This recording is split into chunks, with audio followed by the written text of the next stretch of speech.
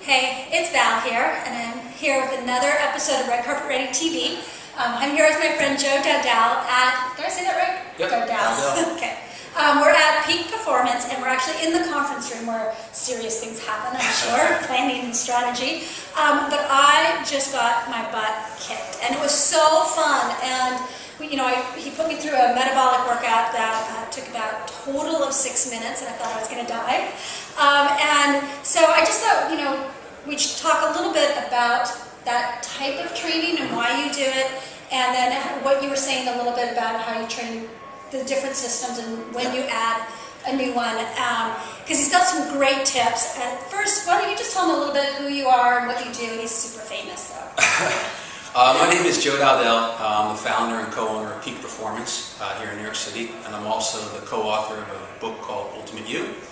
And we're proud to say that Peak was just voted 2 years in a row in the top 10 gyms in America by Men's Health, so we're pretty excited about that.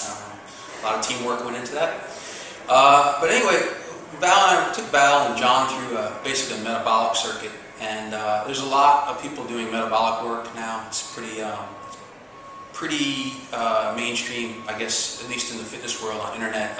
People talking about it, utilizing it as a method of conditioning, and especially for fat loss. And now I have a lot of beginners on that read my blog, so maybe just quickly, what does that mean? Well, you have different energy systems. So you have basically your anaerobic system and your aerobic system. And aerobic means with oxygen, anaerobic means without oxygen. And within your anaerobic energy system, you have two subsystems. You have anaerobic alactic and anaerobic lactic. So one of the things that I like to do with people is when I start to get them into a fat loss program and start introducing energy system training, or what people call interval training, we start out trying to develop what we call the capacity of the system, and not the power of the system. So for instance, for beginners, I mean, it's almost one and the same, really, because they don't really lack the strength and power even maybe to go into the ends of it. Let's say the anaerobic lactic system, an elite level person might take that out to about almost 2 minutes of work at a high level. But for most beginners, 40 seconds might be all they can do. So what we try to do in the progression is progress on the time that they're able to do that system first. Train, the reps, or we increase the time before we start asking to increase the intensity. Right. So we did 6 exercises, 30 seconds. And just so you guys know, you'll have a chance to see the video later, but these exercises were not your run-of-the-mill, bodyweight squat, bicep curls. These were high metabolic demand exercises. I pushed this sled thing, and I did the ropes, and I jumped back and forth on a big squishy mat, and I thought I was going to die.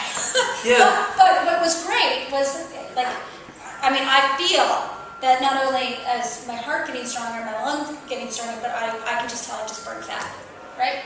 Yeah, well, I burned a lot of calories. You burn a lot of calories, and in that recovery period, you'll continue to burn a lot of calories.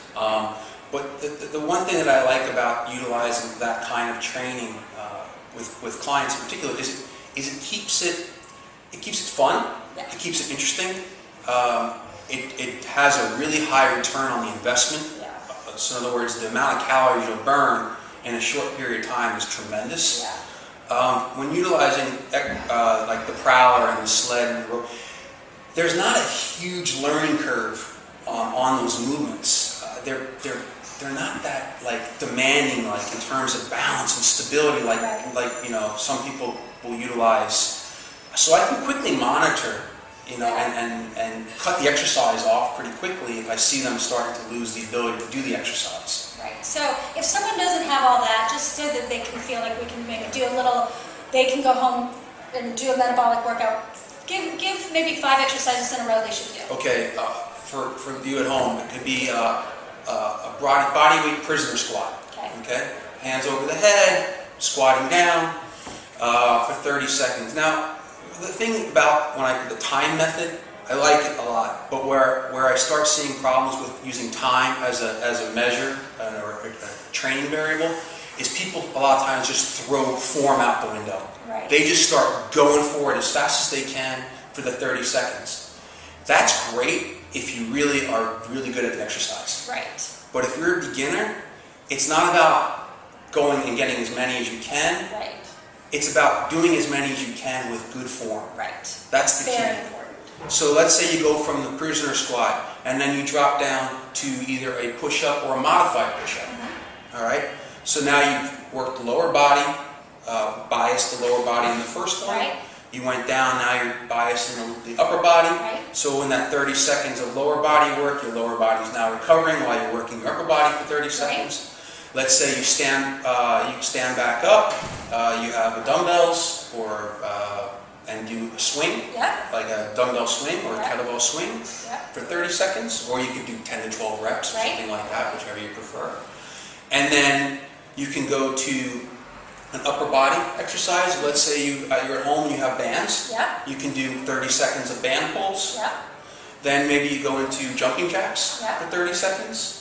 And then you could finish up with maybe the valve slide mountain climbers for Good a core Yeah. exercise. Yeah. So now you've just taken 6 exercises. You've worked 30 seconds each. Yeah. It came out to a total of 3 minutes of work. Yeah. And maybe in the beginning, you take 3 minutes to rest. Right. Okay? So maybe weeks 1, you take week 1 and 2, you take 3 minutes.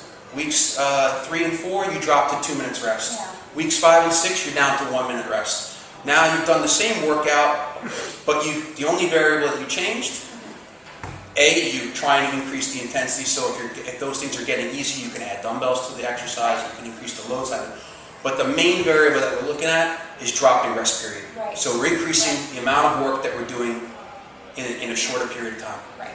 And so you guys already know that I like circuits. I like big circuits. The difference here is he's really working with time, whereas I mostly work with reps. Although I'm starting to switch more to the time-based thing because it's fun and it's new. And then once you get like these basic exercises done, it's so fun to introduce something new and be a beginner at it again. I mean, all the exercises, the prowler and the ropes, those were hard for me, but they were hard in a fun way. Like I feel new things working, and I think that it's important to remember it's okay to get out and be a beginner again and keep mixing it up and keep it fun.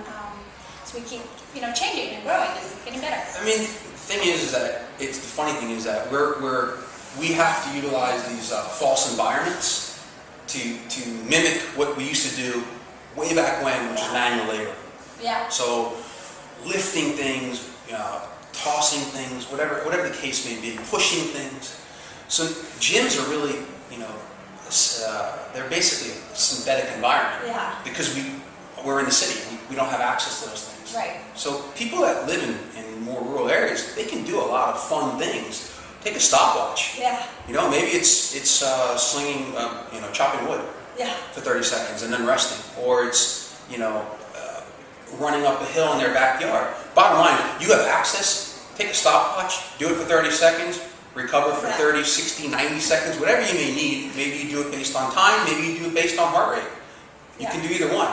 Heart rate is great because it's very specific to you. Yeah. But if you don't have that, time is great. So if you want to just leave them with one final tip, like what's sort of your overall philosophy, or the one thing that's most important for people to remember? Train hard and then immediately start the recovery process. Post-workout shake, and all your gains come in 23 hours outside of the training block. Yeah. That's the key. Most people don't focus enough on recovery, and recovery is the key. I agree. And if they want to know more about you? You can go to Dowdell.com, which that site should be launching this week. Right on. And then you're on Facebook? Twitter, it's Joe Dowdell, NYC. YouTube, it's Joe Dowdell, NYC on YouTube. And Peak Performance, if you want to check that out, we have some fun stuff on there. It's peakperformancenyc.com. Check him out. He's got lots of great stuff to follow. And I hope to see you soon. Bye. And thank you for having me.